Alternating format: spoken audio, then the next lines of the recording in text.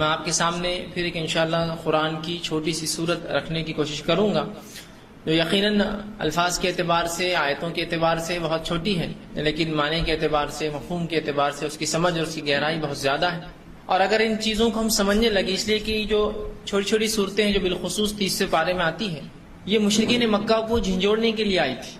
ان کا پیغام نماز قائم کرنے کا نہیں ہوتا، ان کا پیغام روزہ رکھنے کا نہیں ہوتا، یہ زکوٰۃ دینے کا حکم نہیں دیتے ہیں، حج کرنے کا نہیں کہتے ہیں، لیکن یہ ان بنیادی باتوں کو جو اپنے سامنے رکھ کر یہ صورت نازل ہوئی ہے کہ جو اخلاقیات سے تعلق رکھتی ہے، جو ایمانیات سے تعلق رکھتی ہے، ٹھیک۔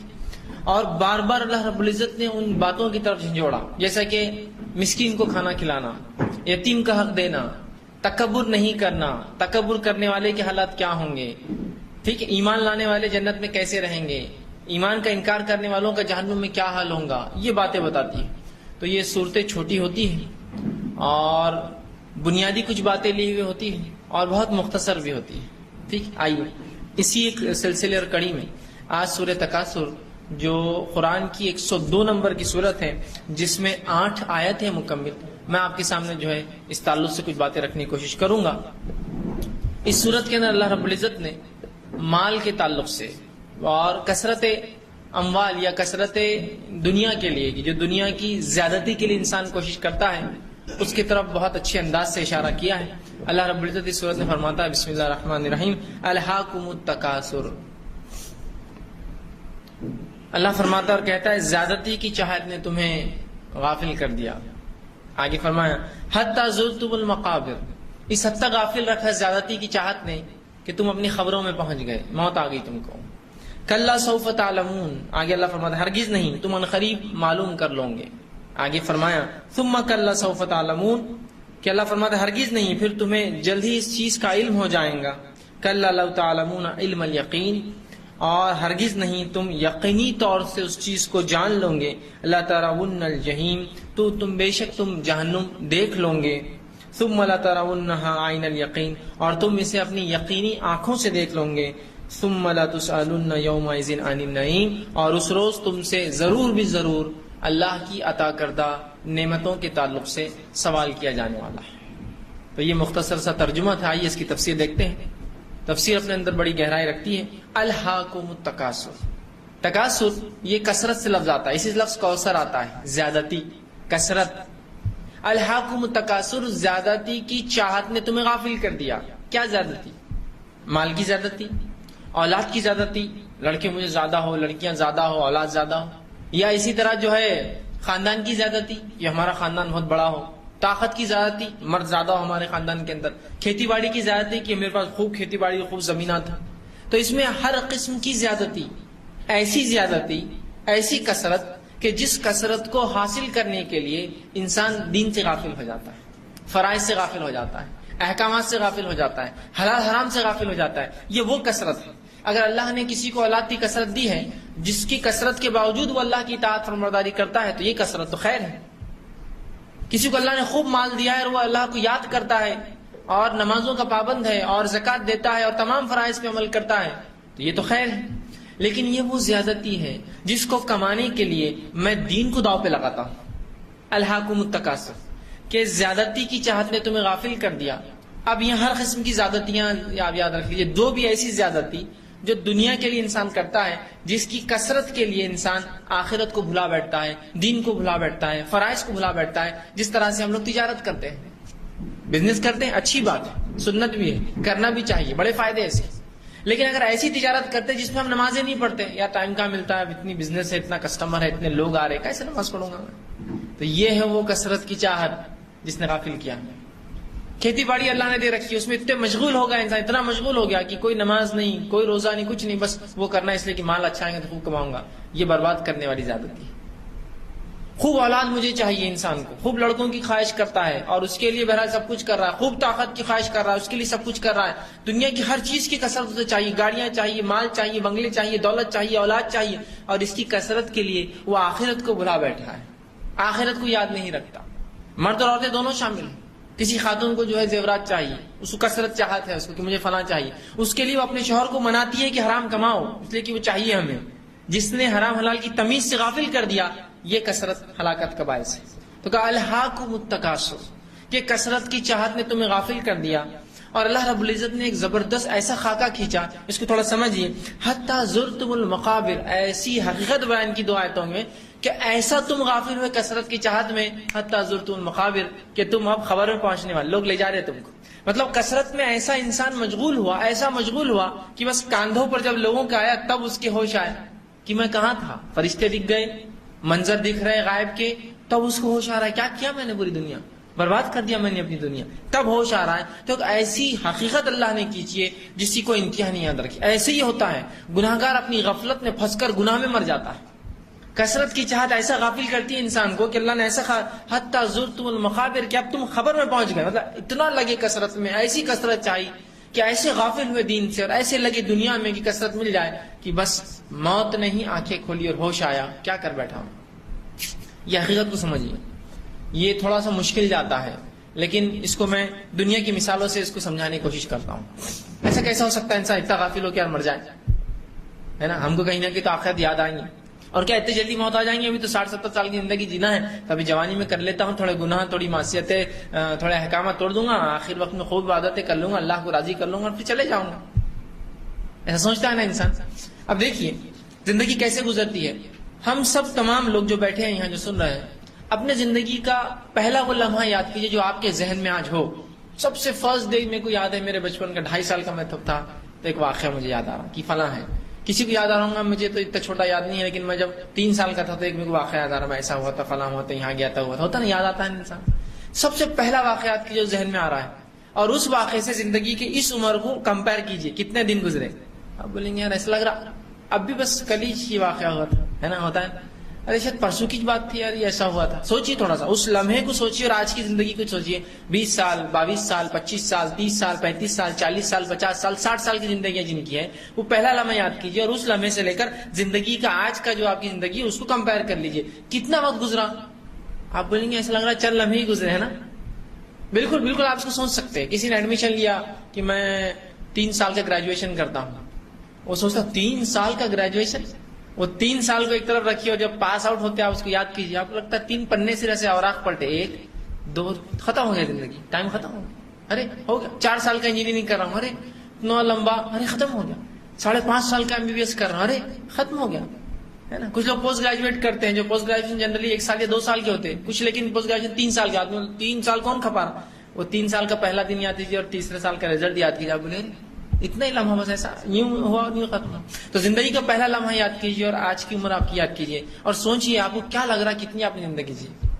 آپ کو لگے گا بس ایسی ہوا. اور اس لمحے کو یاد رکھیے جب آپ یہ سن رہے ہیں، اور موت کے وقت کبھی یہ لمحہ یاد آتا تب یاد کرنا. آپ بولیں گے ارے پھر اتنا ہی وقت بس ایسے ہی لگا کہ کچھ دن گزرے اور بس میں ایسا تھا، بچہ تھا، جوان ہوا، اسکول میں تھا، کالج گیا، کمایا، شادی ہوئی اور بس بچے بڑے ہو گئے، اب میں مر رہا ہوں.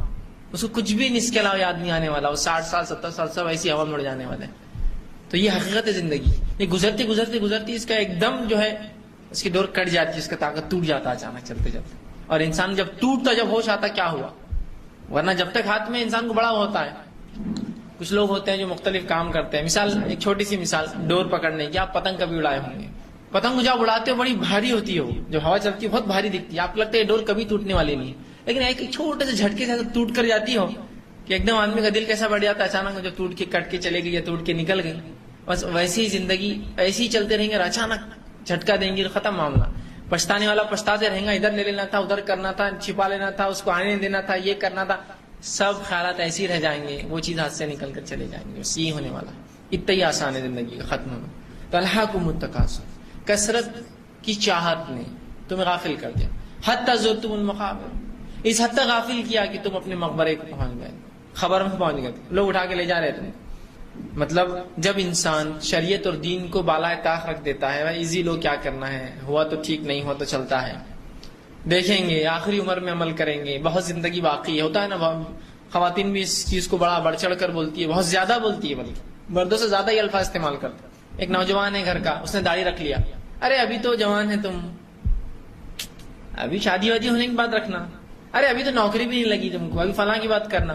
کوئی دوسری خاتون آ گئی جس کی آستینیں بڑی لمبی ہے، اسکارف بڑی بھی ہے، اس کا جسم کچھ دکھتا نہیں ہے، صرف ہتھیلیاں، یہ کیا بڈھے چالے لگا کے رکھے، جوان ہے ابھی تو تم. ہوتا ہے نا ایسا بولتے. تو اصل حقیقت کو نہیں سمجھ رہے ہو. کیا جوانی میں موت نہیں آتی؟ بڑھاپے میں موت آتی؟ کیا اللہ رب العزت نے ایکسکیوز دی جوانی کے اندر؟ میں بول سکتا ہوں اللہ نہیں ہو سکا جوانی تھا، ٹھیک ہے جوانی تو میں نے معاف کی تھی تم لوگ، چل جاؤ. بلکہ حدیث میں تو یہ بات ہے کہ اللہ رب العزت 5 سوالات ایسے ہیں جس کا جواب جب تک انسان نہیں دے گا اللہ کے سامنے سے اس کے قدم نہیں ہٹیں گے بلکہ جم جائیں گے، پتھر کی طرح وہ ہو جائیں گے نیچے فرش سے اپنے. اس میں سے 2 سوال بڑے عجیب ہیں، ایک بڑا عجیب ہے، 2 نہیں. ایک ہے عمر کہاں لگائی؟ یہ بات تو سمجھ میں آ رہی عمر کہاں لگائی، لیکن ایک سوال بڑا عجیب ہے، جوانی کہاں لگائی؟ حالانکہ عمر میں جوانی شامل ہے. میری جوانی میری عمر کا حصہ ہے، الگ تھوڑی ہوتا جوانی یا پھر بڑھاپا جینا، نہیں ایک ہی ہے. لیکن جوانی کی اہمیت اتنی زیادہ ہے کہ اسپیشل کوشچن پوچھا جا رہا ہے اس کے لیے، جوانی کہاں لگائی؟ تو شریعت کو مطلوب تو جوانی ہے، بڑھاپا نہیں ہے. لیکن یقیناً میں یہ نہیں کہنا چاہ رہا ہوں کہ بوڑھوں کی کوئی ویلیو نہیں اسلام میں یہ کہنا چاہ رہا ہوں کہ جو پرائم ہے، جو اصل شریعت جو چاہتی ہے وہ جوانی ہے. اور نبی اکرم صلی اللہ علیہ وسلم فرماتے ہیں اگر کوئی شخص 60 سال جی لے تو اللہ پر اب کوئی حجت نہیں ہے، اس شخص کی کوئی حجت نہیں، کچھ نہیں بول سکتا، اس لیے کہ اللہ نے اس کو پوری زندگی دے دی. اللہ کے رسول کیا فرما رہا ہے کہ کوئی شخص اگر 60 سال جی لے تو اللہ کی حجت نہیں ہے اس پر، اب وہ کچھ اللہ کو بول نہیں سکتا اللہ ایسا نہیں ہوا ویسا نہیں ہوا، ختم، دے دیا اس کو سب کچھ اللہ نے. تو شریعت چاہتی ہے جوانی، ینگ ایج چاہتی ہے. یہی جوانی کے تعلق سے ہم لوگ بولتے ہیں ابھی کیا ہے، ابھی تو بعد میں کرنا. شریعت تو چاہتی تو یہی ہے، وہ کہاں چاہتی ہے شریعت؟ یقیناً بوڑھوں کے اپنا مقام ہے، اپنی عزت ہے، اپنا مرتبہ ہے. اللہ رب العزت کو شرم آتی ہے کہ کوئی بوڑھا انسان اس سے دعا کرے اور اس کو رد کرے، اس کا اپنا مقام ہے. لیکن مطلوب کیا ہے؟ جوانی. اور ظاہر سے جو جوانی میں جو عبادت گزار رہا تھا بڑھاپا تو عبادت میں ہوں گا ہی اس کا. لیکن اگر جوانی گنوا دی اور بڑھاپے میں بڑے دیندار بن گئے تو وہ مطلوب نہیں ہے، یہ بات یاد رکھیں.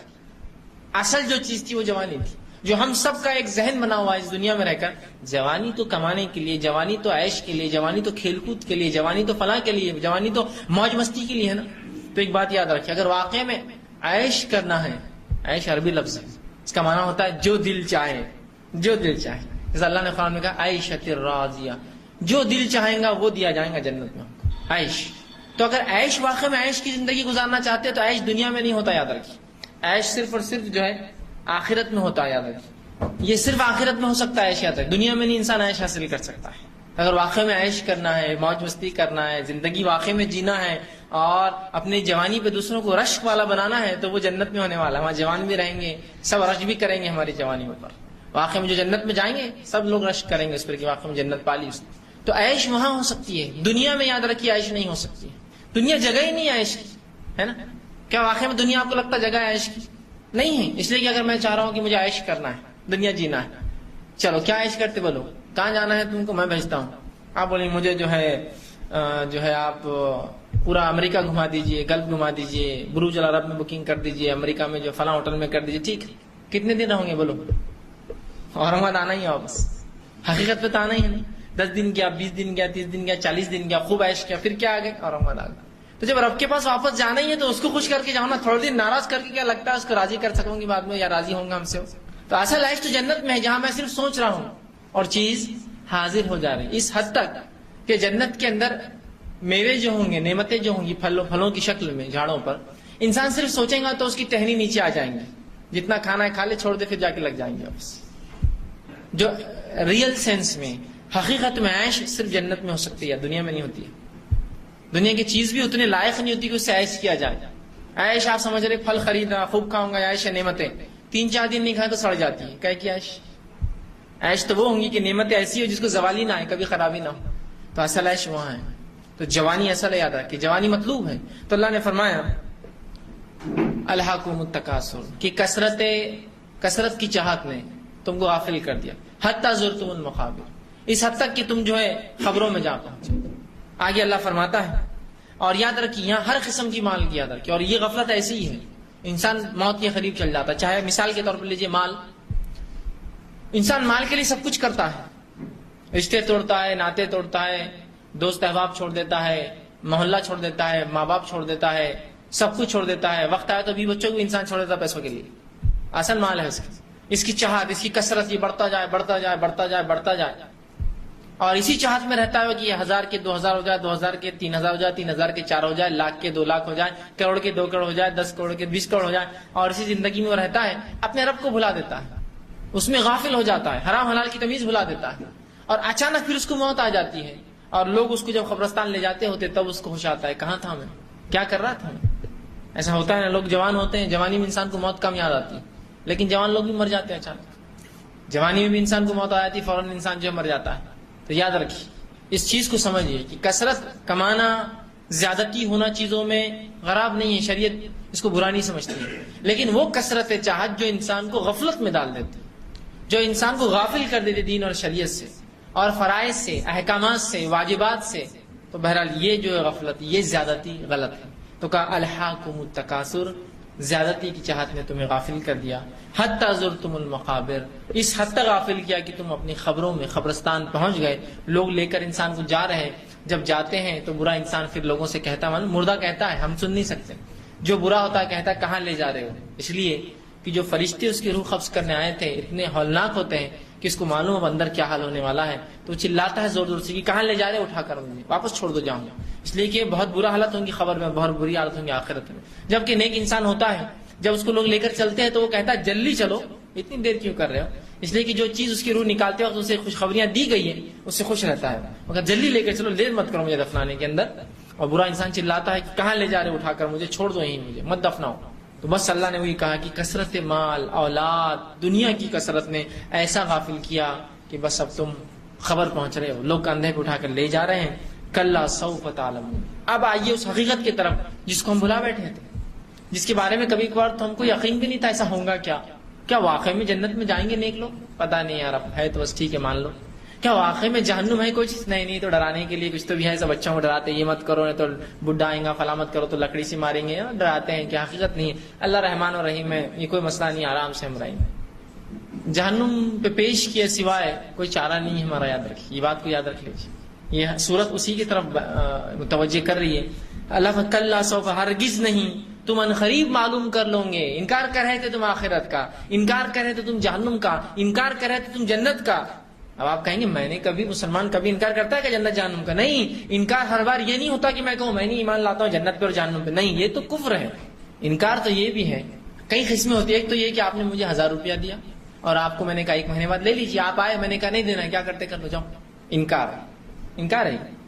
دوسرا انکار کیسا ہوتا مانو، آپ میرے پاس فیصلے میرے 1000 روپے، بھاگ کر کہاں جا رہا ہوں، دے دوں گا نا، لے لینا، کل آ جاؤ، پھر آپ کل آ رہے فیصلے بہت لیٹ ہو رہا، کل دے دیجیے، کہاں مر کے جا رہے یار، اپن یہیں رہنے والا، گھر یہیں پرماننٹ، اپن ریسیڈنٹ جا کے 30 سال سے دادا باپ دادا یہیں رہ رہے، کہاں جائیں گے یار، دینا تو ہے، لے جانا کل آ کر۔ پھر آپ کا فیصلے وہ میرے 1000 روپے، کیا تم تو یار پیچھے ہی پڑ گئے، ارے دوں گا نا، کہاں بھاگ کے جا رہا ہوں، جاؤ بعد میں، ایک ہفتے بعد، پھر آپ ہفتے بھر بعد آئے فیصلے وہ 1000، کیا یار تم پیچھے ہی پڑ جاتے، بس یہ 1000 کیا دے دی تم نے، احسان کر دیا، اس کے لاکھ روپے ادھارے انہیں آج تک نہیں آیا، تم کو شرم نہیں آتی 1000 کے لیے بار بار آ رہے، جاؤ بعد میں پہنچا دوں گا۔ پھر آپ آئے 1 مہینہ دو 1000 روپے، ارے یار دے دیں گے نا، کہاں جا رہے یار، میں نہیں دیا تو گاڑی لے چل جانا بعد میں، جاؤ۔ اس کے تھوڑے دن بعد آپ بولتے جان دو فیصلے سے نہیں لیں گے پیسے، چھوڑ دو، صدقہ کیا سمجھ لو، چھوڑو، کرتے نا ویسا، یہ بھی انکار ہے، یہ بھی انکار ہے۔ تو سرے سے یہ نہیں بول رہا ہے مجھے کہ میں ایمان نہیں لاتا ہوں جہنم اور جنت پر، یا مجھے یقین نہیں، انکار یہ بھی ہے کہ میں کبھی ان اعمال کی طرف لپکتا نہیں ہوں جو جنت میں لے جاتے ہیں، انکار یہ بھی ہے کہ میں کبھی ان اعمال کو کرنے سے ڈرتا نہیں ہوں جو جہنم میں لے جاتے ہیں، یہ بھی انکار ہے۔ اڑ کر بار میں تکبر کر رہا ہوں، ارے تکبر جہنم میں جاتا ہے، کیا ہوتا دیکھا جائے گا، یہ بھی انکار ہے۔ میں منہ سے نہیں بول رہا ہوں میں انکار کرتا ہوں جہنم کا، لیکن میرا اعمال چھلکتا ہے، میں انکار کرتا ہوں آخرت کا، لوگوں کو دھوکہ دے رہا ہوں کھل کر، ارے بھائی دھوکہ دے رہے ہو، شرم کرو، دیکھا جائے گا یار، چلیں گے، یہ بھی انکار ہے کہ تم ان اعمال سے نہیں ڈرتے ہو جن کے کرنے سے جہنم جاتے ہو، ان اعمال کے کرنے کی طرف رغبت نہیں پاتے ہو جو اعمال جنت کی خوشخبریاں سناتے ہیں، یہ بھی انکار ہے آخرت کا۔ تو کہا ہرگز نہیں، تم کیا سمجھ رہے ہو، اس آخرت کو انکار کر کے بچ جاؤ گے؟ یقیناً تمہیں ضرور معلوم ہو جائے گا، تمہیں معلوم ہونے والے وہ چیزیں جن کو تم بآسانی انکار کر رہے تھے، دیکھا جائے گا، چلیں گا، ہوں گا، سمجھیں گے، کریں گا، چلتا ہے، جن چیزوں کو بہت معمولی ہم سمجھ رہے تھے اس دنیا میں کرنا، جن گناہوں کو اور جن نیکیوں کو چھوڑنا معمولی سمجھ رہے تھے، وہ دونوں چیزیں اب کوفت دیں گی، اس لیے کہ فرشتے آتے ہی پورے معاملات کھل جائیں گے۔ اس لیے کہ جب ایک انسان نیک ہوتا ہے، اس کی موت کا وقت قریب ہوتا ہے، تو اسے خوشنما چہرے والے فرشتے آتے ہیں، خوبصورت، جن کو دیکھ کر اس کو فرحت ملتی ہے، راحت ملتی ہے، وہ انجوائے کرتا ہے، خوش ہوتا ہے، اور آ کر سب سے پہلے اس کو بشارت دیتے ہیں، ڈرنا نہیں، خوف نہیں، تمہارے لیے جنت کا مقام، بس وہ مقام دیکھ کے بولتا اب نکال لو میری روح کو باہر، اب ضرورت نہیں اندر رہنے کی جسم سے۔ جیسا کہ انسان آپریشن کے لیے کبھی جو لوگ گئے ہوں گے یا جو آپریشن تھیٹر میں کبھی کسی پیشنٹ کے ساتھ رہے ہوں گے، تو ڈاکٹر جب آپریٹ کرتا ہے تو اس سے پہلے پیشنٹ کو سمجھاتا ہے کچھ نہیں ہوتا، یہ چھری تیز رہتی ہے لیکن کچھ نہیں ہوتا، انجیکشن دیں گے صرف اتنا حصہ سنوں گا، ایکسپلینیشن دیتا ہے. وہ سن کر انسان خوش ہو جاتا ہے. ورنہ کیا ہوتا ہے آپریشن کے دوران اعضاء نکل رہی ہے وہ دیکھ کر پورا مر جائیں گا، اس لیے کہ پورا بھی ہوش نہیں کرتے آج کل، ایک پارٹ صرف سن کرتے، نیچے کا آپریشن خالی نیچے کرتے، آدمی ہوش میں دیکھتے رہتا ہے کیا چل رہا پورا ہوتا ہے نا. لیکن تسلی ضروری ہے، ورنہ وہ تو ہارٹ اٹیک سے مر جائیں گے، کیا ہو رہا میرے ساتھ. تسلی دی جائے ایسا کچھ بھی نہیں ہے، آرام سے لیٹیے، کچھ نہیں ہوتا، اتنی تکلیف ہوں گی، فلاں ہوں گی، انجیکشن ایسا دیں گے، 10 منٹ ایسا رہے گا، 5 منٹ میں یہ کروں گا، ایسا آپریٹ کروں گا، یہ طریقہ یاد رکھیں. اسی طرح جب روح نکالنے والے فرشتے آتے ہیں تو نیکوکار کو خوشخبریاں سنانا شروع کر دیتے ہیں، بہت اچھا ہونے والا تمہارے ساتھ، تمہارے لیے تو وہ مقام تیار ہے، نکل جاؤ جلدی جسم سے، تو روح خوش ہو کے نکلتی ہے. لیکن جیسے انسان بدکار ہوتا ہے، دنیا میں پھنسا ہوا تھا، شکنجوں میں جکڑا ہوا تھا، گناہ اور معصیت میں تھا، شریعت کو ترک کیا، فرائض چھوڑتا تھا، حرام حلال کی کوئی تمیز نہیں تھی، اس کو آتے ہی وہی شروع کر دیتے رہا، ٹھکانا جہنم کی وہ آگ ہے، تو فلاں جائے گا، تو یہ گھبراتا ہے، اس کی روح اندر کی طرف بھاگتی ہے، نکلنا نہیں چاہتی ہے. تو اللہ فرما رہا ہے ہرگز نہیں، تم ان قریب معلوم کر لو گے، شیورلی تم کو معلوم ہونے والی ہے چیز، یقینی طور سے یہ چیز تمہارے سامنے آنے والی. وہ کیا؟ جس چیز کو ہم بلا بیٹھے تھے، آخرت، جس چیز کا ہمارے دل میں کوئی ڈر نہیں تھا، آخرت، جو جنت اور جہنم کے تعلق سے ہماری کوئی سوچ و سمجھ بھی نہیں تھی، بس دیکھا جائے گا یہ جنت کیا ہے جہنم کیا ہے. تو اللہ ہرگز نہیں، تم معلوم کر لو گے، تمہیں یقیناً معلوم ہو جائے گا. لیکن جس دنیا میں ہم جیتے ہیں نا، یہاں لگتا نہیں کہ ہم کبھی مریں گے، حالات تو ایسے ہی ہوتے ہیں ہمارے. کسی کو لگ رہا ہے مریں گے نہیں، کوئی بھی ایسا کام دن میں ایسا ہوتا ہے جس کو کرتے وقت ہم کو یہ یاد آتا ہو کہ یار مرنے کے بعد کیا ہوں گا، اس پہ اثر کوئی بھی کام نہیں ایسا. کرو جی کچھ نہیں ہوتا، ابھی تو تمہاری عمر ہے، جوان ہے، فلاں ہے، ایسا ہے ویسا ہے، دنیا میں سب کر رہے، چلتا حرام ہوتا تو سب کیوں کرتے تھے، اکثریت کری تو کرتے رہنا، وہ جائیں گے تو اپن بھی جہنم میں جائیں گے نا، پہلے تو وہ جائیں گے نا اپنے سے، یہ سوچ کر ہم تمام اعمال کر رہے ہیں. انہوں کرتے تو اپن بھی کرو، بھائی سود حرام ہے نہیں، انہوں لیتے تو اپن بھی لو، بھائی زنا حرام انہوں کرتے تو اپن بھی کرو، بھائی شراب حرام ہے، فیشن ہے، میں چلتا کرنا پڑتا ہے، یہ سب مارکیٹ میں رہنا تو یہ سب چلانا پڑتا، یہ سب چیزوں کو ہم اس طرح سے لیتے ہیں. اللہ ہرگز نہیں، تم یقیناً جان لو گے. پھر فرمایا ثم کلا سوف تعلمون، ہرگز نہیں پھر تمہیں جلد علم ہو جائے گا. دیکھیے بار بار ایک ہی الفاظ دہرائے جاتے ہیں، ہرگز نہیں تم یقیناً قریب جان لو گے. دوسرے اس میں کہا ثم کلا سوف تعلمون، ہرگز نہیں پھر تمہیں جلد اس چیز کا علم ہو جائے گا. کس چیز کا؟ وہی آخرت کا، اس کا انکار کر رہے تھے، بہت جلدی آنے والی ہے، بہت جلدی. اور یاد رکھیے ایک انسان جو مر جاتا ہے اس کی آخرت وہیں سے شروع ہوتی ہے. جو قیامت جس پر آئیں گی موت اس شخص کے لیے قیامت ہے جو قیامت سے پہلے مر رہا ہے. تو میری موت میرے لیے قیامت اور میری آخرت ہے. ٹھیک، وہ ایک الگ بات ہے، جن لوگوں پہ قیامت آئیں گی وہ الگ مسئلہ ہے، لیکن میری موت میری قیامت اور میری آخرت شروع ہو گئی ہے نا. تو یہاں ہم آخرت کا انکار کر رہے تھے اور سوچ رہے تھے کتنا لمبا وقفہ ہے ابھی دنیا میں جینے کا، کیا ابھی سے سوچنے گئے تمام چیزیں، اور ہمیں شعور بھی نہیں تھا، نہ بچپن میں ہم کو شعور دیا گیا. شریعت یہ چاہتی ہے کہ انسان بالغ ہونے سے پہلے اس کو شریعت کا شعور دیا جائے، حرام حلال کی تمیز سکھائی جائے. وہ کیسے؟ نبی اکرم صلی اللہ علیہ وسلم فرماتے ہیں جب بچے 7 سال کے ہو جائے تو ان کو نماز کی تاکید کرو. کیوں؟ اس لیے کہ بالغ نہیں ہوا، لیکن جب بالغ ہوں گا کیا اسی دن سے تاکید کریں گے؟ تب تو فرض ہو گیا نا اس پر، بات سمجھ رہے ہیں؟ تب تو فرض ہو گیا. اور 10 سال کے ہو جائے تو بالغ ہو جاتا آدمی، تو اگر نماز نہ پڑھے تو ضرب لگاؤ، مارو ان کو. شریعت جو بہت رحم دل، ایک دم انسانوں کے لیے شفقت والی شریعت ہے. یہ ربی جو ہے محبت کرتا ہے، اس کی ایک صفت ہی ودود ہے نا، یہ محبت کرتا ہے اپنی مخلوق سے جس اس نے پیدا کی، لیکن اس کے اپنے اصول بھی ہے، اس کا اپنا طریقہ ہے، وہ اصول سے ہٹ کر وہ کام بھی نہیں کرتا. ٹھیک، تو اگر اس شریعت میں یہ کہا جائے ضرب لگاؤ، مطلب بہت اہم چیز ہے، پری پلان کرو. بچوں پر روزے کب فرض ہوتے ہیں؟ جب نماز فرض ہوتی ہے. تو روزوں کی تیاری کب کرائیں گے؟ 10 سال جب بالغ ہو اس دن نہیں، ان کے بالغ ہونے سے پہلے ان کو روزے رکھوائیں گے تاکہ وہ 5 10 15 20 روزے رکھتے رہے، اور جب بالغ ہو جائے پورے روزے رکھیں گے. ایسا کیسے ہوگا کہ بچہ 10 سال تک آپ روزے نہ رکھا اور ایک دن 10واں سال آ جائے اور آپ کا پورے روزے رکھنا ہو؟ بولیں گے تو مر جاؤں گا، میرے کو عادت ہی نہیں. سمجھے آپ؟ تیاری کیجیے، پری پلاننگ. 3 سال پہلے سے نماز کی تاکید کیجیے، 7 سال میں 10 سال میں فرض ہوگی تو مارو. سمجھ رہے آپ؟ تو شریعت نہیں چاہتی، پہلے سے پلاننگ ہو ہر چیز کی، پہلے سے تیاری ہو. اور آخرت کی تیاری کے لیے دنیا میں ہم آئے ہیں. یہ دنیا آخرت کی کھیتی ہے، یہاں جو لگائیں گے اس کا بدلہ آخرت میں ملے گا. آخرت کی ایک اچھی مثال دیتا ہوں. ایک جزیرہ ہوتا ہے، جزیرہ، اس جزیرے کا اصول یہ ہوتا ہے کہ اس جزیرے پہ ایک بادشاہ چنا جاتا ہے جو نوجوان ہوتا ہے، ایک دم ینگ، اور اس کو 1 سال کے لیے بادشاہ بنایا جاتا ہے، اور جو وہ کہتا ہے اس کی اطاعت کی جاتی ہے، جو کھائے جو پیے جو چاہے کرے. 1 سال کے بعد وہ بادشاہ اپنی صدارت سے معزول ہو جاتا ہے، اپنی بادشاہت ختم کر دی جاتی ہے، اور اس کو ایک دوسرے جزیرے بھیج دیا جاتا ہے. ٹھیک ہے, اب وہ کیا حال ہوگا؟ وہ جزیرے پہ کوئی بغیر آباد جزیرہ ہے جس پہ جانور چھوڑ دیا جاتا ہے, وہ اس کا حال. پھر ایک نیا بادشاہ چن لیا جاتا سال بھر کے لیے, وہ اس جو ہے علاقے کا رواج تھا. کئی نوجوان آئے, بادشاہ بنے, خوشی سے آتے سب کہ ہم بنیں گے ہم بنیں گے, بادشاہ بنائے جاتے, جزیرے پہ ڈال دیے جاتے. ایک بڑا ہوشیار اور ذہین نوجوان تھا. ایک بار اس سے کہا گیا کہ آپ بادشاہ بن جاؤ, اس نے کہا ٹھیک ہے مجھے بادشاہ بنا دو. جب وہ بادشاہ بن گیا, بادشاہ بنتے ہی اس نے پہلا کام کیا مانا, کہا کہ مجھے اس جزیرے پہ لے کے چلو جس جزیرے کے اوپر تم سب کو چھوڑتے لے جا کے 1 سال بعد, کیونکہ وہ میرا انجام ہے. لوگوں نے کہا ٹھیک. یہ ویسا بادشاہ نہیں تھا جو عیش عشرت میں لگ گیا, حکم سنانا شروع کر دیا, سونے چاندی میں مست ہو گیا. نہیں, ہوشیار تھا. کہا جب وہ جزیرے پہ لے گئے تو دیکھا کہ وہ جزیرہ غیر آباد ہے, جنگل ہے, اور اس میں جو جانور ہیں اور تمام کے تمام اس سے پہلے کے لوگ مرے پڑے ہیں, سب کی کھوپڑیاں ہڈیاں مطلب سب مر چکے ہیں, کوئی زندہ نہیں تھا. اس نے کہا ٹھیک ہے واپس لے چلو میرے جزیرے پہ. اب چونکہ یہ بادشاہ تھا, کہا اس جزیرے کی پوری صفائی کٹائی کر دی جائے, پورا صاف کرو, پورا جزیرہ صاف کر دیا گیا. اس میں گارڈن بنایا جائے. اچھا, اس میں گارڈن بنانا شروع ہو گیا. اس میں محلات تعمیر کرو, محلات تعمیر کیے گئے, سب ہو گیا. 1 سال میں اس نے یہاں رہتے ادھر کا پوری پلاننگ کر لیا. جب 1 سال ہوا اور کہا کہ اب تم یہاں سے جانا ہے تو کہا ٹھیک ہے چھوڑ دو لے جا کر. جب اسے لے جایا گیا وہاں تو وہاں آرام سے محل بنا ہوا تھا اس کا, ایک اچھی زندگی جیا اس نے, اور پھر مر گیا. جبکہ پچھلے بیوقوف کیا کر رہے تھے لوگ, جوانی کے جوش میں بادشاہ تو بن جا رہے, سال بھر جا کے برے حالات ہو رہے. تو ویسے ہی ہمارا معاملہ ہونا چاہیے کہ یہاں رہتے ہوئے اس دنیا میں وہاں کا محل تیار شروع ہو جانا چاہیے. یہ دنیا میں رہتے ادھر کی پلاننگ, ابھی ہم کیا کریں, یہ دنیا میں رہتے ہو یہاں کی عیش کر لے رہے سال بھر کی, جو کرنا ہے کر لو. لیکن اس کے بعد کی لمبی زندگی جو دوسرے دنیا میں ہے, وہ دنیا کی تیاری کیا ہوں گی, وہاں وہ جزیرے کا حال ہوگا جو پہلے لوگوں کا ہوا, جو بیوقوف تھے, جنہوں نے اس دنیا میں رہتے اس جزیرے پہ رہتے اس جزیرے کی تیاری نہیں کی. تو اسی طرح اگر مجھے جنت چاہیے تو یہ جنت کی کھیتی دنیا ہے, یہاں رہتے بھی وہاں کی صفائی, یہ وہ اور وہ فلاں محلات, یہ وہ سب تیار کرنا ہے نا. جو مسجد بنائے تو اللہ کے لیے, اللہ جنت میں اس کے لیے محل بنائیں گے, تو ابھی سے محل کی تیاری. جو فلاں کام کرے اس کے لیے فلاں ہوتا ہے, ابھی سے اس کی تیاری. جو فلاں ذکر کرے اس کے لیے کیا ہوتا ہے.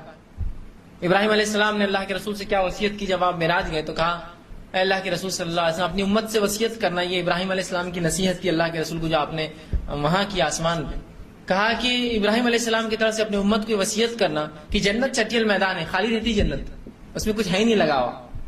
کہا اللہ کا ذکر کرنے سے اس میں کیا ہوتا ہے, ایک پودا آ جاتا ہے, ایک جھاڑ لگ جاتا ہے. اللہ کا ذکر کرنے سے گارڈن تیار ہو رہا ادھر, فلاں کام کرنے سے محلات تیار ہو رہے ادھر, یہ کرنے سے فلاں چیز تیار ہو رہی, جو برائی سے بچے اس کے لیے فلاں ہے, جو غصہ ہوتے ہوئے جو غصے کو پی جائے اس کے لیے فلاں ہے, جنت ہے, جو صبر کرے کسی مصیبت کے اوپر اس کے بدلہ سوائے جنت کی کچھ نہیں. کوئی اپنا حق ہوتے ہوئے بھی حق لینے سے اس کو پتا ہے فتنہ ہوگا, حق چھوڑ دے تو کہا جنت کے بیچ میں جو ہے اس کو ایک محل ملے گا. تو تیاری ہی کرنا ہے, یہیں سے پریپریشن کرنا ہے وہاں کی. اور جب یہاں سے دنیا ختم ہو, آنکھیں بند ہو, اور جب وہاں آنکھیں کھلتی, یہاں بند ہوتی ہے وہاں شرط کھل جاتا ہے. معاملہ ایسی ہے, زندگی ختم نہیں ہوتی ہے, ہم سمجھتے ہیں ختم نہیں, زندگی کنٹینیو رہتی ہے. یہاں سے جائیں گے مریں گے, مرتے اٹھ گئے وہاں, برزخ کی زندگی ختم ہوئی تو آخرت میں اٹھ گئے, آخرت ختم ہوئی جنت جہنم میں چلے گئے, ختم نہیں ہو رہا, سلسلہ چالو ہے. تو یہاں آنکھ بند ہو تو جہاں آنکھ کھلے وہاں پہلے سے محل تیار تھا, اور فرشتے خوش ہو آپ کے آنے سے. ہاں فرشتوں کو خبر رہتی ہے, اچھے لوگوں کی فرشتوں کو بہت نالج رہتی ہے. جس طرح سے ہم لیتے نا کس کے پاس مال ڈالا, کس کے پاس فلاں, فرشتے بھی بہت پوچھ گچھ کرتے رہتے ہیں, کون آدمی اچھا, کس نے آج نے کیا کیا, تم نے کس کیا مال لایا, اس نے کیا کر رہا تھا, وہ مشہور ہو جاتا ہے آدمی. تو ایک انسان دنیا میں مشہور اور محبوب ہونے سے پہلے آسمانوں میں ہو جاتا ہو, اس کے بعد دنیا میں محبت آتی ہے, معلوم تو وہاں مشہور رہتا ہوں. تو جیسے ہی وہ مرتا ہے تو اچھے فرشتے آتے ہیں, اچھے لوگ آئیے ویلکم, تو وہ خوش ہو کے نکلتا ہے. برا رہتا ڈر کے کھینچتا ہے. جب اچھا آدمی اوپر جاتا ہے تو پہلے آسمان کے فرشتے کہتے ہیں ویلکم, اے اچھی روح, خیر آئے, مقدم ہے تمہارا, آؤ, دروازے کھول دیے جاتے ہیں. جب برا انسان لے جایا جاتا ہے تو آسمان کے پہلے آسمان سے بولتے یہ مغضوب روح ہے, غلیظ روح ہے کوئی, کیونکہ اس کو جو کفن پہنا جاتا ہے اتنا بدبودار سڑا ہوا ہوتا ہے کہ آسمانوں میں اس کی بدبو آتی ہے. کہتے ہیں اس کا انٹری نہیں ہے, پہلے آسمان پہ انٹری نہیں. اسے اٹھا کر پہلے آسمان سے زمین پر پھینک دیتے ہیں. فرشتے کہتے ہیں پھینک دو اس کو, نہیں چاہیے یہ ہمیں, اوپر پھینک دیا جاتا ہے. تو پتا چل گیا, اللہ فرما رہا ہے ثم کلا سوف تعلمون, ہرگز نہیں پھر تمہیں جلد علم ہو جائے گا. تو یہ وقت بہت کم ہے موت کا اور زندگی کا, ایسا بالکل جھٹکے سے اتنا ہوگا کہ سمجھ میں نہیں آئے کوئی انسان کب مر گیا. ہوتا ہے نا, خبر آ گئی فلاں آدمی مر گیا, اور کہیں بھی مر جاتا آدمی, ایکسیڈنٹ میں مر گیا. جوان بوڑھے کی کوئی شرط ہے کیا؟ نہیں. کبھی انسان گھر کے اندر جو ہے بوڑھے سے بوڑھے لوگ زندہ ہوتے ہیں اور جوان تقریباً مر جاتے ہیں. ایسے واقعات ہوتے ہیں, ایکسیڈنٹ سے مر گئے, کچھ بھی حالات ہو گئے, زلزلے آ گئے, اموات بہرحال عام بات ہے. دادا زندہ اور پردوں کے انتقال ہو جاتے ہیں, بچوں کے انتقال ہو جاتے ہیں باپ کے سامنے, ہوتا ہے ایسا. تو ہم نہیں جانتے, تو کہا تم یقیناً معلوم کر لو گے, تمہیں جلد علم ہو جائے گا. آئیے آگے فرما کلا لو تعلمون علم الیقین. اب دیکھیے کیا فرما, ہرگز نہیں اگر تم یقینی طور پر جان لو گے. 3 بار ایک ہی الفاظ کو دہرایا جا رہا ہے، صرف اس لیے کہ اہمیت جتا دے تمہیں کیا ہے، بہت زیادہ سنگین چیز ہے، اس لیے 3 بار تاکید آ رہے ہیں۔ عربی زبان میں اور عربوں کا طریقہ تھا، جب کسی چیز کی اہمیت کو ہیمر کرنا ہوتا تھا، بالکل اس کے ذہن میں ڈالنا ہے، تو اس کو 3 بار دہراتے تھے۔ جیسے کہ اللہ کے سامنے وہ مومن نہیں، وہ مومن نہیں، وہ مومن نہیں، بہت اہم ہے۔ اللہ کے رسول کون؟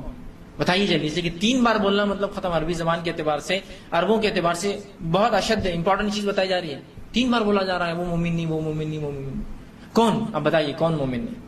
جس کا پڑوسی بھوکا اور وہ سو جائے، جس کا فلاں ایسا اور وہ فلاں، تو وہ بتا دیا گیا، ایمفسائز، اہمیت۔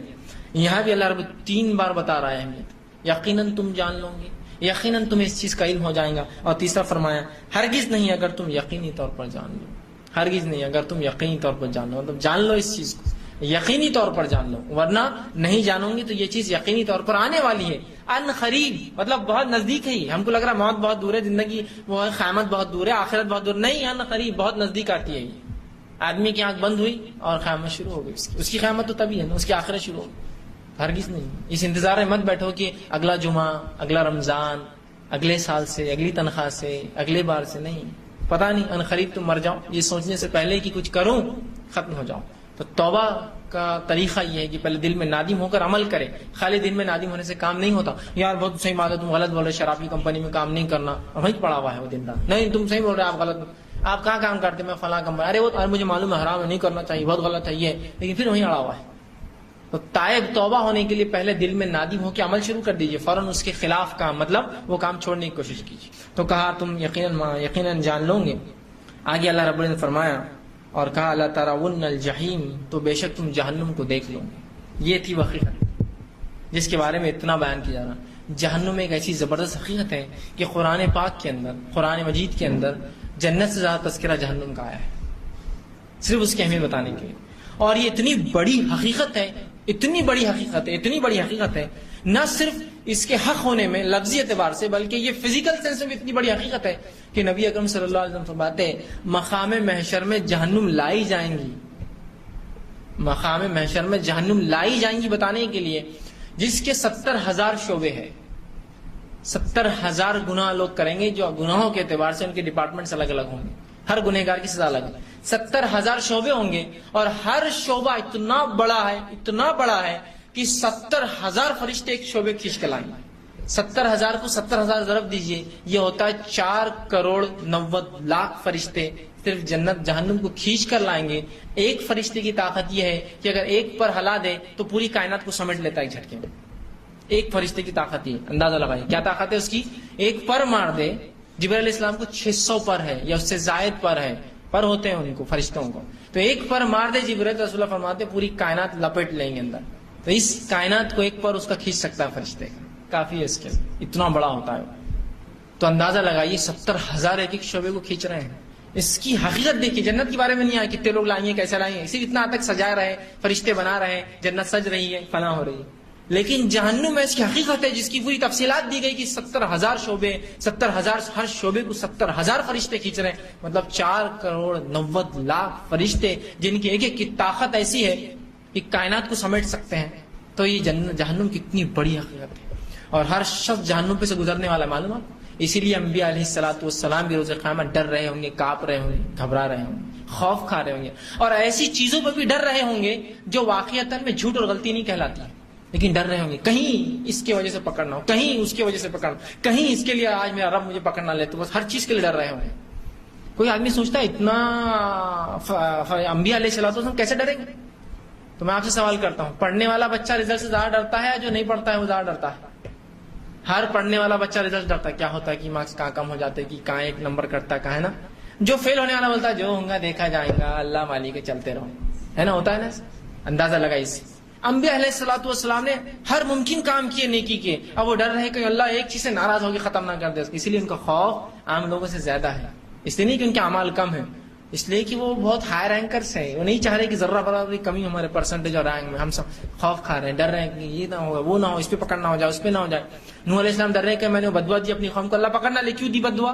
حالانکہ اللہ نے قبول کی نا، قبول کی مطلب وہ جائز تھی، حرام چیز کی دعا تو اللہ قبول ہی نہیں کرتا، پھر بھی ڈر رہے کہیں یہ پکڑ کی وجہ نہ بن جائے میری، کی کیا ہوا۔ ابراہیم علیہ السلام نے توریہ کیا، 3 بار باتوں کو ایسا پیش کیا کہ لگنے میں جھوٹ لگی لوگوں کو. جھوٹ نہیں تھا لیکن توریا بولتے ہیں اس کو عربی زبان میں, مطلب ایسے بات کرنا گھما کر کہ سامنے والا کچھ الگ معنی سمجھے, آپ کا معنی کچھ الگ. جیسا کہ بتوں کو توڑ دیا اور بڑے بتی گلے میں لٹکا دیا ہتھیار, اور جب پوچھا گیا کس نے توڑا تو کہا بڑے سے پوچھ لو, ہو سکتا غصہ اس کو آیا ہوں, کیا میرے کو کیا پتا. گھما دیا باتوں کو, ایسا پیش کیا کہ سامنے والے کو سمجھ میں تو آ رہا ہے اس نے لیکن بول نہیں رہا لفظ. ڈر رہے کہ یہ اللہ یہ توڑیا نہ پکڑ لے میرا, حالانکہ وہ حکمتن تھا, جائز تھا, رب نے وہ حکمت دی تھی. آپ ڈر رہے کہ اس میں میری پکڑ نہ ہو جائے, خوف کھا رہے اس چیز سے. سمجھ رہے ہیں بات کو.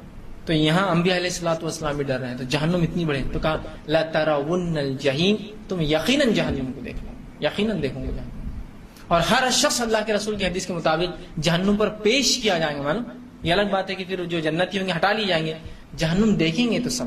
ایک تو خبر میں بھی دیکھیں گے. نبی اکرم صلی اللہ علیہ وسلم فرماتے خبر میں جب انسان کو لٹا دیا جائے گا, بد انسان کو جہنم کے بستر پہ, نیک انسان کو آرام دہ بستر پر, تو ایک دروازہ کھلیں گا نیک انسان کو اور جہنم بتائے جائیں گے اور کہا جائیں گے یہ وہ ٹھکانہ ہے جس سے تیرے رب نے تجھے بچا لیا. وہ بند کر دی جائیں گی کھڑکی, دوسری کھولی جائیں گے, فرمایا یہ وہ ٹھکانہ ہے جو تیرے رب نے تیرے لیے رکھا. وہ کہیں گا اللہ آخرت کو جلدی قائم کر تاکہ وہاں پہنچ جاؤں, اور مجھے تھوڑی سی مہلت اور رشتہ داروں کو جا کے بتا دیتا ہوں کیا ملا مجھے. اللہ کہ نہیں, سو جاؤ, فرشتے کہیں سو جاؤ. بد انسان کو جب لٹایا جائے گا جہنم کے بستر پر تو ایک کھڑکی کھولی جائیں گے اور اسے جنت بتایا جائیں گے اور کہا جائے گا یہ تھا جس سے تو محروم کر دیا گیا. اور دوسری کھڑکی کھولی جائے گا یہ ہے تیرا ٹھکانہ, کہیں گے اللہ قیامت تو کبھی قائم مت کر کہ تم وہاں جانے والا ہوں. اس نے دعا کریں گے, اللہ سے اندازہ لگا. تو کہا تم یقیناً جہنم پر پیش, ہر شخص جہنم پر پیش کیا جانے والا ہے. اور نبی اکرم صلی اللہ علیہ وسلم بات کو ایسا سمجھا اور کہا اللہ جب تک رحم اور فضل نہ کرے کوئی جنت میں نہیں جائیں گا. آپ سے پوچھا کہ اللہ کے رسول کیا آپ بھی, تو کہاں میں بھی جنت میں جب تک نہیں جاؤں گا جب تک کہ میرا رب مجھ پہ فضل اور رحم نہ کرے. تو پتا چلا کوئی شخص اپنے اعمال کی بنیاد پہ جنت میں نہیں جاتا, لیکن اعمال وجہ بنتے اللہ کی فضل اور رحم کے لیے. یہ بات بھی جان لیجیے, میں کچھ نہیں کروں گا اللہ آخر میں خوش ہو جائیں گا, یہ نہیں ہو سکتا. یہ وجہ بنتی اللہ کی فضل اور رحم. تو کہا تم جہنم کو ضرور دیکھ لو گے. ثم لترونها عین الیقین. اب دیکھیے کیا فرمایا, اور تم اسے یقینی آنکھوں سے دیکھ لو گے. اب یقینی آنکھیں کیا رہتی ہیں. میں نے امریکہ کا سفر کیا, میں اورنگ آباد شہر میں آیا, آج سے 50 سال پہلے سمجھ لیجیے. آج تو یہ آسان ہے, 50 سال پہلے جب میڈیا نہیں تھا. اور میں آپ کے کہہ رہا ہوں دیکھو امریکہ میں ایسی بڑی بڑی بلڈنگیں رہتی. کتنے مالے کی؟ اب ہمارے شہر میں 2 مالے کی بلڈنگ بہت بڑی ہوتی تھی. اچھا 2 مالے کی نہیں, 100 کی بلڈنگ رہ سکتی. کیا 2 کو بنانے میں اتنی مشکل ہوتی, وہ گر جا رہا, اس کا گھر فلاں ہو رہا ہے, اس کو سمجھ میں نہیں آتا اس لیے کہ اس نے دیکھا نہیں. اچھا اگر دیکھ بھی لیا تو 100 بلڈنگ, اچھا 100 مالے کیا, تو وہ کیسا تصور کرتا ہے یہ میرا گھر ہے, یہ گھر کو 100 بار بڑھا دو, اچھا وہاں تک جائیں گے. لیکن اس کو امریکہ جانا ہوا کسی دن, تب وہ بولتا ہے اب مجھے سمجھ میں آیا 100 مالے کی بلڈنگ کس کو بولتے ہیں. یقینی آنکھیں, مطلب کسی چیز کو سن رہے ہیں, جہنم سن رہے ہیں, جنت سن رہے ہیں, آخرت سن رہے ہیں, اب یقینی طور سے دیکھیں گے اس کو. لوگ فرشتے دیکھیں گے, جنت دیکھی جا رہی ہے, جہنم دیکھی جا رہی ہے. ٹھیک, تو یقینی آنکھوں سے دیکھنے کی مراد یہ ہے فزیکل سینس میں اب تم دیکھو گے جہنم, یقینی طور سے اب دیکھو گے. اب یہ نہیں کہ تم سن رہے تھے اتنے دنوں سے جنت اور جہنم ہے, اب دیکھو اس چیز کو, اور دیکھو کس سے محروم کی جاتے اور کس میں داخلہ ملتا ہے, تو دکھایا جا رہا ہے. تو کہا تم یقینی آنکھوں سے اب بالکل شیور دیکھو گے تم کیا ہو رہا ہے تمہارے ساتھ, کیا ہونے والا ہے تمہارا انجام. تو کہا اللہ رب العزت نے ثم لترونها عین الیقین, اپنی یقینی آنکھوں سے آج جہنم کو دیکھو. تو اللہ رب العزت سے ہمیشہ جہنم سے پناہ مانگنا چاہیے, یاد رکھیے. اور اللہ کے رسول صلی اللہ علیہ وسلم کی دعائیں بھی دیکھیے, آپ پہلے جہنم سے پناہ مانگتے بعد میں جنت کا سوال کرتے تھے, یا پہلے جنت کا سوال کرتے تھے آخر میں جہنم سے پناہ. بڑی اہم چیز, اور دونوں ساتھ ساتھ آتا حدیث کے اندر کہ اللہ میں جنت کا سوال کرتا ہوں, جہنم سے آزادی چاہتا ہوں, ہے نا. اللہم اسألک الجنۃ ونعوذ بک من النار.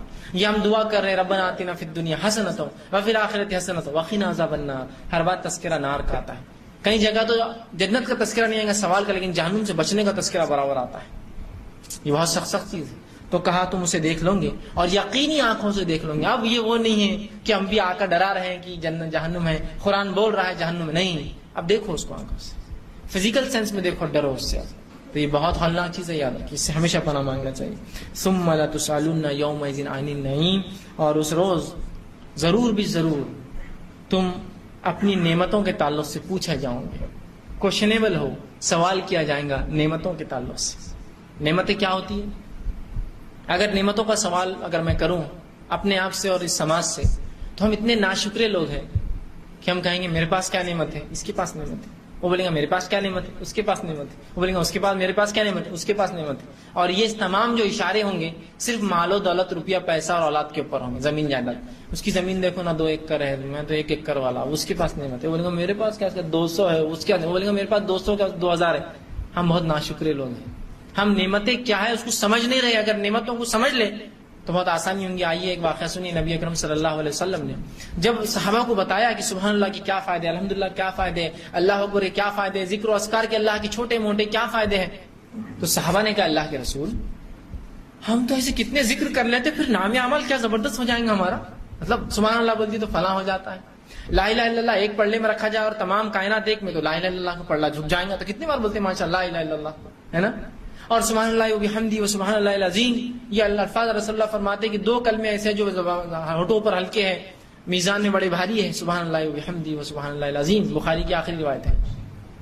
ہم پڑھ رہے ہیں. صحابہ نے کہا کیا ہو جاتا؟ اللہ کے رسول نے فرمایا اگر اللہ نے یہ تمام اذکار کو ایک جگہ رکھ دیا اور ایک نعمت اپنی جو تمہیں دی تھی گنوا دی تو وہ پلڑا ہلکا ہو جائے گا. ایک نعمت جو دی تھی، ایک نعمت معلوم. تو نعمت صرف مال و دولت، روپیہ، پیسہ، زمین جائیداد، اولاد نہیں ہوتی ہے. صحت دی اللہ نے، پوچھے جاؤں گے کیا کیا؟ صحت دی تھی نا، اچھی صحت دی تھی، چلتے پھرتے تھے. دیکھو معذور بھی پیدا کیے تھے میں نے کتنے، تمہارا بھائی معذور تھا، فلاں معذور تھا، یہ معذور تھا، تم صحت مند ہوئے تھے. صحت دی، کیا کیا؟ نعمت. نعمت ہے نا. صحت نعمت نہیں ہے؟ جب چھین جائیں گی تو پتہ چلے گا کتنی بڑی نعمت تھی، اگر کسی کا احساس نہیں ہے اس کا. ہر کسی کو تم ضرور بھی ضرور نعمتوں کے تعلق سے پوچھے جاؤں گے. آئیے نبی اکرم صلی اللہ علیہ وسلم واقعہ سنیے. آپ ایک مرتبہ بہت تیز دھوپ، گرمیوں کے دن تھے، تیز دھوپ تھی، اور عموماً عرب علاقوں کا ٹیمپریچر بہت زیادہ ہوتا ہے، تقریباً 55 سے لے کر 60 کے بیچ میں ڈگری ہوتا ہے، ڈگری سینٹی گریڈ ہمارے اعتبار سے ہندوستان میں جو چلتا ہے. ٹھیک، 55 سے لے کر 60 بولے تو بہت زیادہ ہوتا ہے. یہاں 40-45 میں حالت کیا ہوتی ہے وہ آج محسوس اس لیے نہیں ہوتا ہے کہ گاڑیاں ہیں اور ایسی گاڑیاں، ایسی گھر، سب ایسی ہے تو محسوس نہیں ہوتا. لیکن اگر آپ ریگستان نکل جاؤ اور اس پر ہیومیڈیٹی نہیں ہوتی، وہاں کی دھوپ چٹکتی ہے، ہیومیڈیٹی نہیں ہوتی، اس میں پانی کے بخارات نہیں ہوتے ہیں، اس لیے وہ چٹک مارتی ہے، ایسی لگتی ہے کہ بالکل کالا کر دے جسم کو. 2 گھنٹے آپ باہر گھومے تو چٹک مارتی ہے. اس دھوپ کے اندر اکثر لوگ جو ہے اپنے گھروں کے اندر، مکانوں میں اور جو جھاڑوں کے نیچے آرام کرتے تھے. نبی اکرم صلی اللہ علیہ وسلم ایک بھری دوپہر دھوپ کے اندر باہر نکلے. جب نکل کر چلنے لگے دیکھا سامنے سے ابوبکر آ رہے ہیں. تو کہا ابوبکر، وہ ابوبکر صدیق رضی اللہ عنہ کا اللہ کے رسول، کس چیز نے آپ کو اس تپتی ہوئی دھوپ میں باہر نکلنے پہ مجبور کیا؟ تو کہا تمہیں کس چیز نے مجبور کیا کہ اس تپتی ہوئی دھوپ میں تم سڑک پر آؤ؟ تو کہا اللہ کے رسول سچ کہتا ہوں صرف بھوک کی شدت نے مجھے باہر نکال دیا. کھانے کو گھر میں کچھ نہیں تھا، بھوکا تھا تو باہر نکلا کچھ مل جائے. یہ ابتدائی دور تھا مدینے کا. بھوک کی شدت نے مجھے باہر نکالا ہے. تو کہا قسم ذات کی اس کے ہاتھ میں محمد کی جان ہے، اسی وجہ سے میں بھی باہر آیا ہوں. کہا چلو کچھ ڈھونڈتے ہیں. دونوں مل کر آگے نکلے تو عمر ابن خطاب دکھے. کہا عمر کیسے کیا باہر آنا ہوا؟ تو کہا آپ لوگ کیسے کیا باہر آنا؟ تو کہا بس بھوک کی شدت نے باہر لایا. کہا بس میں بھی اسی لیے باہر آیا ہوں، کھانا نہیں ہے کچھ کھانے کو، بھوک کی وجہ سے باہر سڑک پہ آیا ہوں. کہا چلو ڈھونڈتے ہیں. چلو تینوں مل کر نکلے. ابو ایوب انصاری جو اپنے باغ میں کھیتی کر رہے تھے، جھاڑوں کو پانی دے رہے تھے، کھجور کے جھاڑ. سلام کیا، بڑے خوش ہوئے کہ اللہ کے رسول آئیے، ویلکم، استقبال ہے، اہلا وسہلا. ابوبکر صدیق بھی ساتھ ہیں، عمر ابن خطاب، تینوں کو بلایا. کہا کیسے کیا آنا ہو؟ تو کہا بھوک نے نکال دیا باہر. تو کہا بھوک کوئی بات نہیں. فوراً ایک کچا خوشا توڑ کر لایا، اللہ کے رسول کے سامنے رکھا. فوراً گئے، بیوی سے کہا ایک بکری ذبح کرو اور جلدی سے لا کر جو ہے اللہ کے رسول اور دونوں جو ہے صاحبین آئے ہیں، ابوبکر صدیق، عمر ابن خطاب.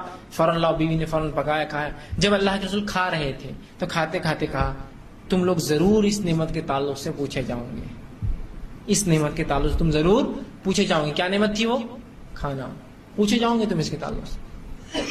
اب اس نعمت کا بھی ہم کہاں شکر ادا کرتے، کیا حالت ہے ہم سب کو پتا ہے. اگر میں کھا رہا ہوں تو میں بولتا ہوں یہ کھانا کیا ہے، ویسا کھانا ہونا تھا، وہ اسٹینڈرڈ کھانا ہے. کھا تو رہا ہے تو زندہ ہے نا، شکر ادا کر. یہ نعمت ہے. وہاں رسول اللہ بھوکے نکل رہے ہیں، ابوبکر بھوکے نکل رہے ہیں، عمر بھوکے آئے ہوئے ہیں. تینوں کھانا ڈھونڈ رہے ہیں، کچھ مل رہا ہے باہر دھوپ کے اندر تپتی ہوئی. نعمت ہے، شکر ادا کر کے کھانے کو مل رہا ہے. نعمت ہے اللہ کی، اس کو شکر ادا کرے اللہ کا کہ یہ نعمت اللہ نے دی ہے، بس کھائے جو ہے بس اچھا ہے. یہ نعمت اللہ نے، اللہ کے یہ پوچھے جاؤں گا. اس نعمت کے ساتھ کیا سلوک ہے ہمارا بتانے کی ضرورت نہیں مجھے. ایسے کئی گھرانے اس میں کھانا پھینکا جاتا ہے، سڑ رہا ہے.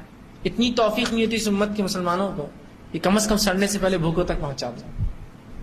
کھانا بچ جاتا ہے، ہوتا ہے، گھر ہے، کسی غریب کو دے دو, بھوکے کو پہنچا دو, سڑنے دے سے کون دے گا, کون نکالے گا, کس کی جھنجھٹ, کس کی جھک جھک, پھینکا جاتا ہے.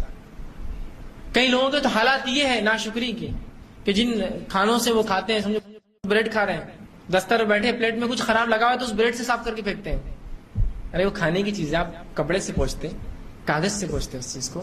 روٹی اور بریڈ صاف کرنے کے لیے نہیں ہوتے پلیٹ, سمجھا. اس حد تک ناشکری بڑھ جاتی ہے کہ کھانے کا پھینکنا سمجھ میں نہیں آتا.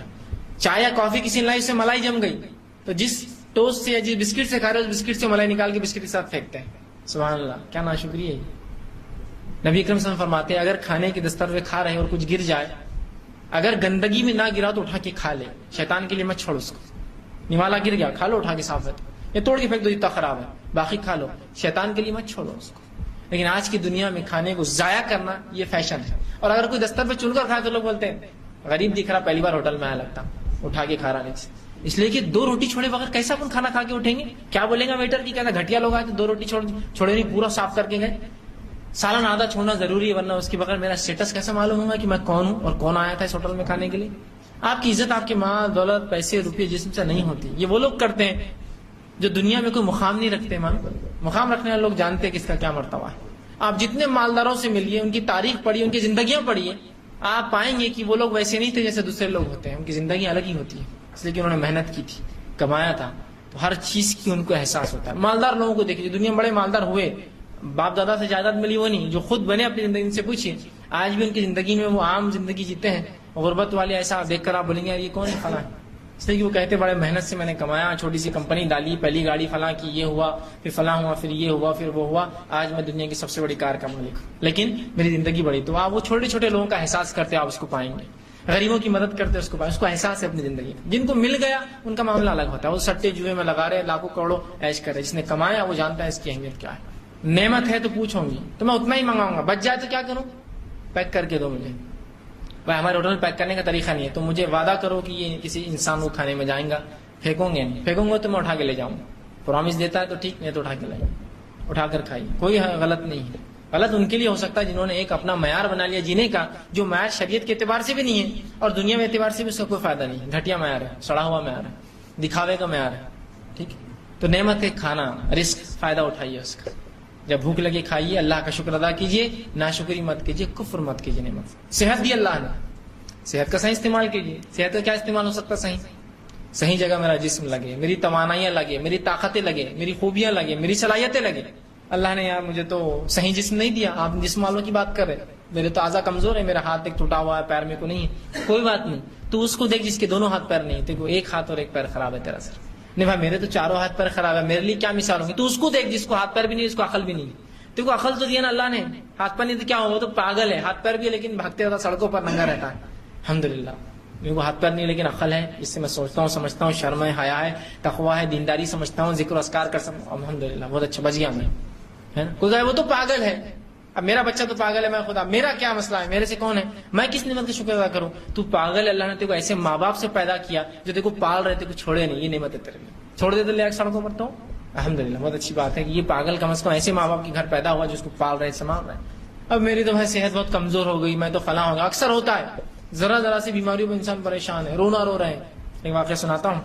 عبد الرحمن العریفی نے اس واقعے کو جو ہے زندگی سے لطف اٹھائی, انجوائے یور لائف, ان کی کتاب اس میں لکھا ہے, بڑی بہترین کتاب ہے, کوشش کریں کہ آپ ضرور پڑھیں.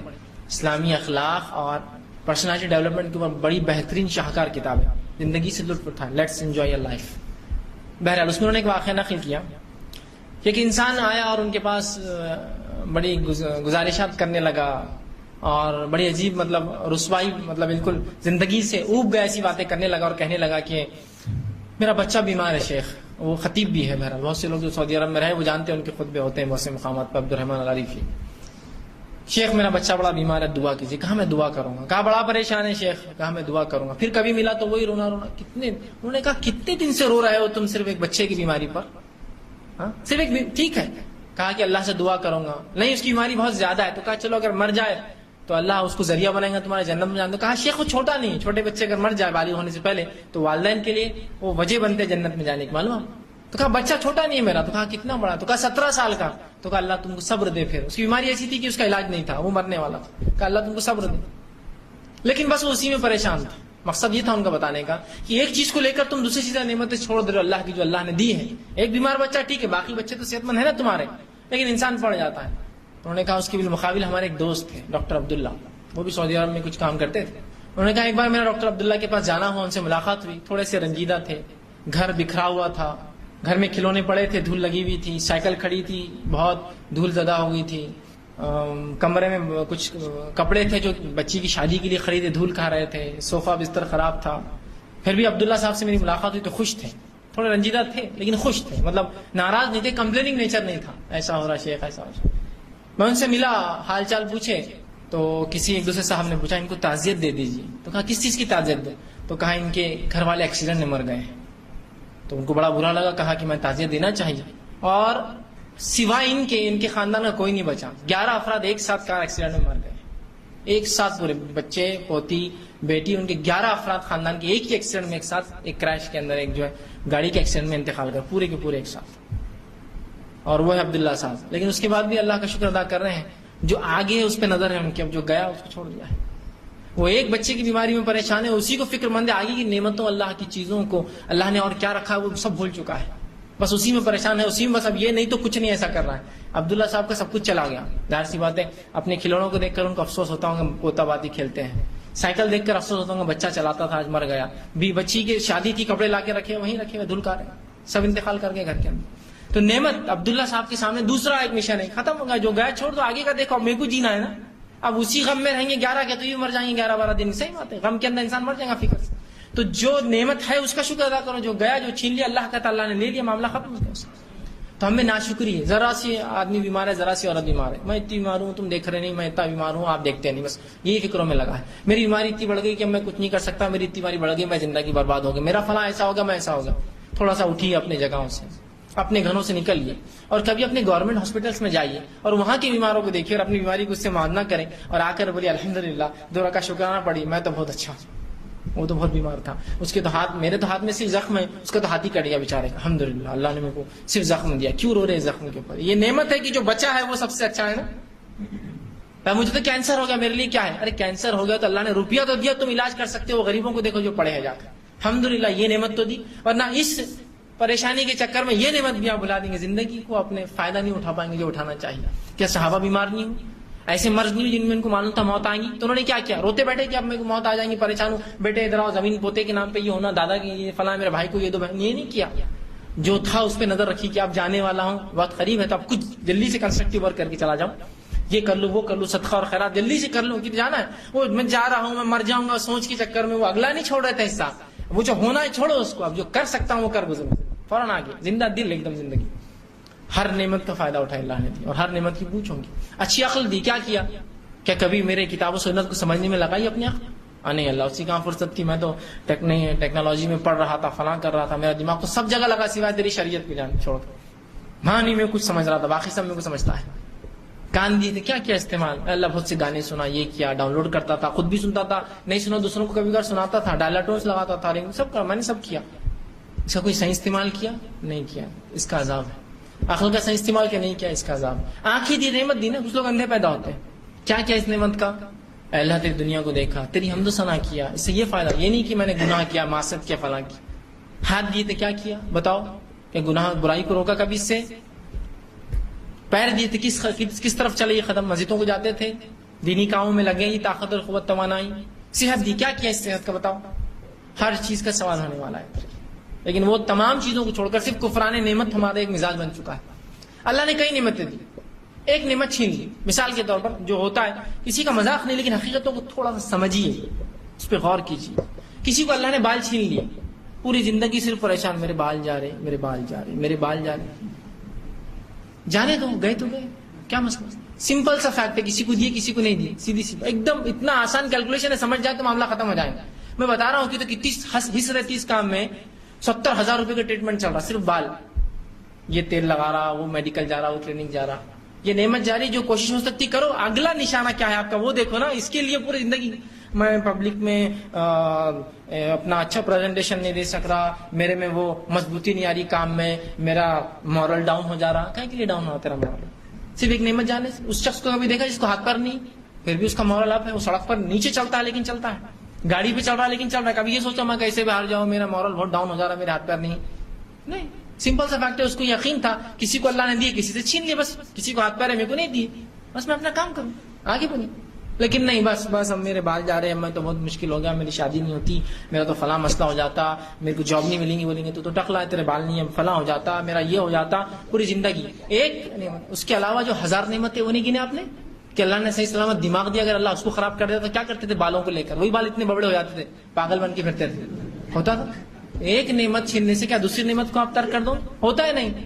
میں میرا رنگ بہت ہی کالا دکھ رہا, ہوتا ہے, عجیب جذبات ہے ہوتے ہیں لوگوں میں, ان اس جذبے کے تحت پوری باقی کی نعمتوں پہ کفر, پوری نعمتوں پہ کفر. بالخصوص خواتین کے اندر ہوتا ہے کہ بھائی دیکھو نا, یہ ہمارے 2 بچیاں ہیں, ایک تھوڑی سانولی ایک گوری. کہیں کو بولا آپ نے سانولی, یہ 2 بچیاں ہیں, 2 شیڈز ہیں.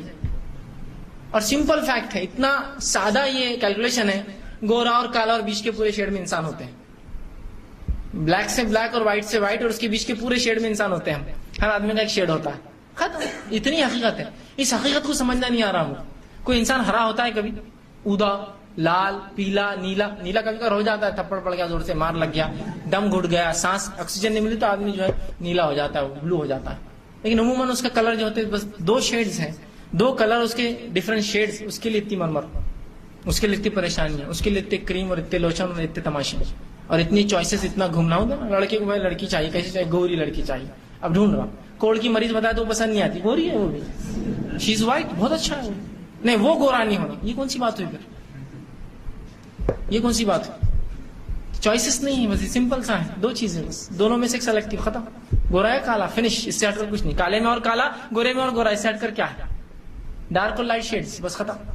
لیکن وہ اتنا کم ہو گیا, اسے کیسا ہوگا کہ بڑی ہوں گی تو بچی, ہم کو تو نہیں سمجھ میں آ رہا. اور اس کو پھر سائیکولوجیکلی آپ پہلے سے بچیوں کو دبا کے اس کو اس کی زندگی برباد کرتے رہتے, خود بھی شکر ادا نہیں کرتے کہ صحت مند لڑکی دی اللہ نے. اگر وہ لوڑی لنگڑی ہوتی تو کیا کرتے تھے, خالی کلر کے لیے رو رہے آپ.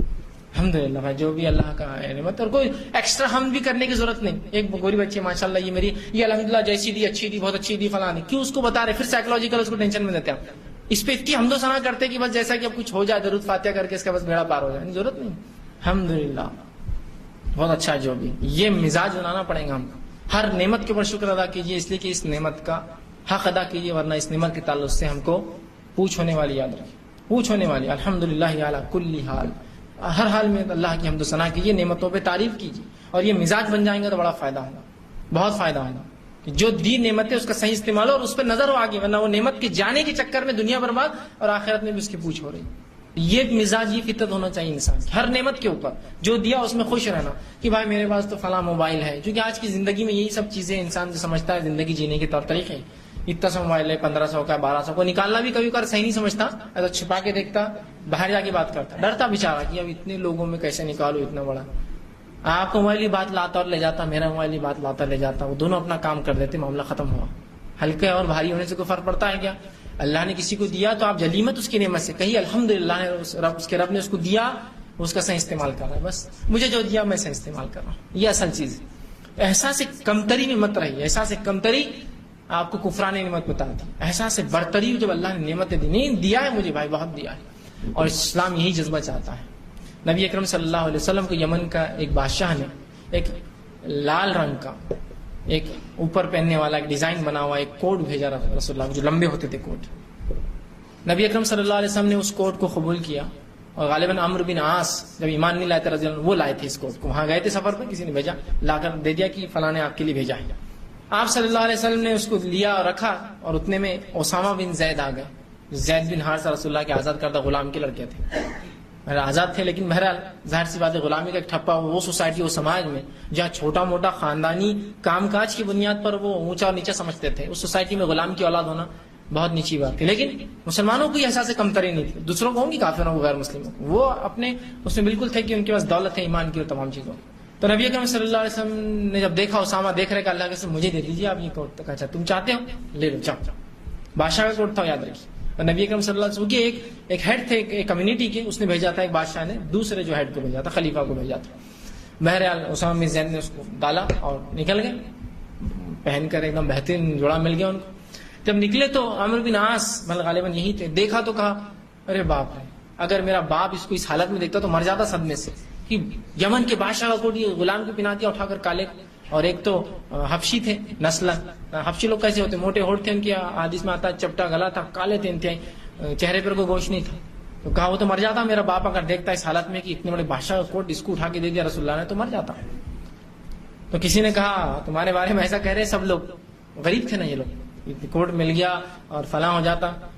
تو کہا زوسام بن زید نے اس شخص سے جواب دیا اور کہا میرا باپ اس کے باپ سے اچھا ہے اور میں اس بادشاہ سے اچھا ہوں، اس لیے کہ میرا باپ بھی مسلمان تھا اور میں بھی مسلمان ہوں، وہ دونوں کافر ہیں. بادشاہ کافر تھا، تو کافر پہ مومن کا کیا موازنہ غریب اور امیر کا؟ مومن تو مومن ہے. تو کہا یہ نہیں کہا ہو یار میں غلام ہے کو پہلے اتنا بھاری کوٹ لو تم اتار کے لو، میرے لائق نہیں.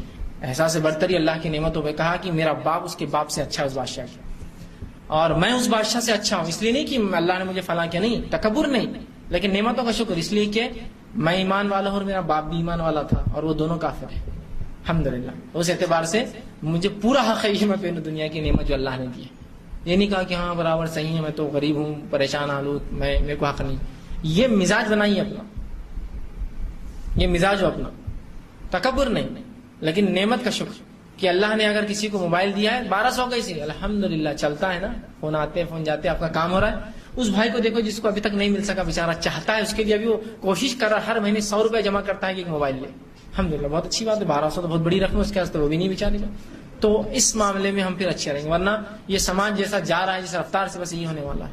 ہر چیز میں کمپیریزن، اور جو زیادہ نعمتوں کو استعمال کرتا دنیا کی وہ بڑا آدمی سمجھاتا ہے، اور جس کا کم دنیا کے مادے ہیں اس کو وہ ہلکا سمجھتے ہیں. مادہ ہونے سے کچھ نہیں ہوتا، یاد رکھیں مادہ ہونے سے کچھ نہیں ہوتا. میٹریلزم سے کیا ہوتا ہے؟ کچھ ہوتا ہے فائدہ انسان سے؟ ایک طرف پوری دنیا کی مادے رکھ دیجیے، ایک طرف عقیدہ اگر برابر نہیں تو کیا ہوگا؟ تو مادے سے کچھ نہیں، میٹریلسٹک مت بنی ہے. تو جو نعمتیں اللہ نے دی ہے، صحت، مال، عقل، صلاحیتیں، صحیح سالم جسم، اچھا گھر، اچھے والدین، اچھا سماج، اچھی سوسائٹی، اچھا گھر، اچھا ملک. ہندوستان ایک بہت اچھا ملک ہے، یاد رکھیں. ایسے کئی ممالک ہیں جہاں آپ نماز بھی نہیں پڑھ سکتے. لوگوں نے ایسے دن بھی گزارے، مسلمانوں نے، لاکھوں کروڑوں کی آبادیوں نے، جنہوں نے 50 اور 60 سال تک کھل کر نماز نہیں پڑھ سکی، اور سووں ہزاروں میں نمازیں ان کی قضا ہوئی. اس لیے کہ اب ٹرین میں سفر کر رہے، کام کرنا ہے، گھر جا کر ہی چھپ کر ایک چھوٹے سے خانے میں عبادت کر سکتے تھے، کھل کر نہیں. سوویت یونین جب تک جو ہے، رشیا جو تھا، سوویت یونین USSR جب تک تھا، یہی حالت تھی. 16 ملک مسلمانوں کے اس کے قبضے میں تھے، اور یہ حالت رکھی اس نے 60 سال تک مسلمانوں کی. مسجدیں پوری بنتی ہے تو پولیس چوکی آتی ہے، تو لائبریری بنا دی گئی تھی پبلک، نماز نہیں ہوتی تھی. سمجھ رہے آپ بات؟ کتنا اچھا ملک ہے ماشاءاللہ. جب سے ہم پیدا ہوئے آنکھ کھلی نمازیں پڑھ رہے ہیں، دھڑلے سے پڑھ رہے ہیں، جا کر سڑکوں پہ پڑھ رہے ہیں، سڑکیں بند کر کے پڑھ رہے ہیں آرام سے. اس ملک میں رہ رہے، اچھا ملک. سوال ہونے والا کیا کیا تھا؟ امن و امان کا کیا فائدہ اٹھایا؟ کچھ نہیں. اللہ بس ادھر کی خبر آئے تو ڈر کے گھر میں چھپ گیا، ادھر خبر آئے تو بیمار ہوگا، ادھر کی خبر آ رہی تو لگ رہا میں نے چو کیا فلاں، اور پوری زندگی اس میں برباد کر دیا. میرا مسلمان ہونا ہی سب سے بڑا میرے لیے خطرہ ہے. اور کیا ہے؟